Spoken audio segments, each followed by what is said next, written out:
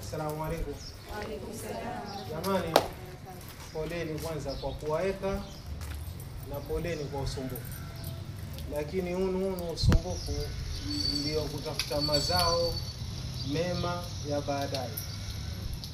Kama tulivyoongea kwenye simu kwa kupitia dadangu Domina, mimi ndiye Ndaro Bawewe, mzaliwa wa Magogoni, nimelelewa Magogoni na naishi ndani ya Magogoni. Kwa hakika kwenye jamii bila mwanamke hakuna jamii. Nyinyi ndio mwajua zaidi.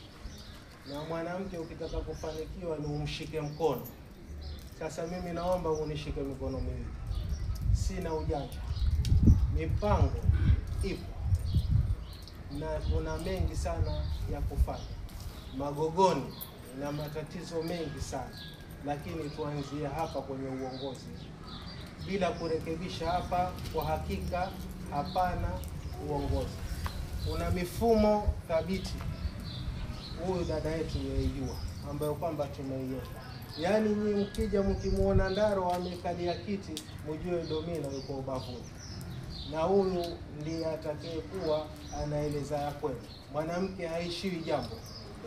Haishiwi jambo.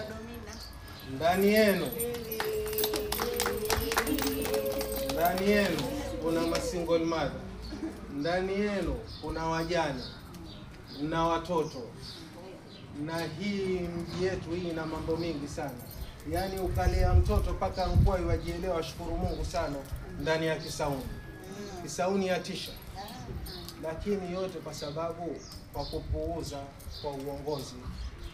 Sasa kwa kuwa uongozi, kwa kuwa Magogoni uko ndani ya moyo wangu kwa dhati na ni mji niliozaliwa, basi nitautendea haki.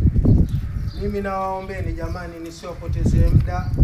Nilikuwa kuna programu nyingi sana ninapanga na dadangu Domina huyu, lakini nikasema ngoja nianzie hapa padogo. Nimejiwekeza kama mimi mdogo wenu Ndaro Bawewe, nikaleta hii amana niwafikishie wale mabinti na wanawake wenye kuhitaji sanitary pads kwa uwezo wake Mwenyezi Mungu. Ni kidogo, lakini kama nilivyowaambia, tuanza polepole. Mtoto akizaliwa lazima atambae, atembee, ndo akimbie. Mimi nitawashukuru mukiniridhia. Tukifaulu, hatofaulu.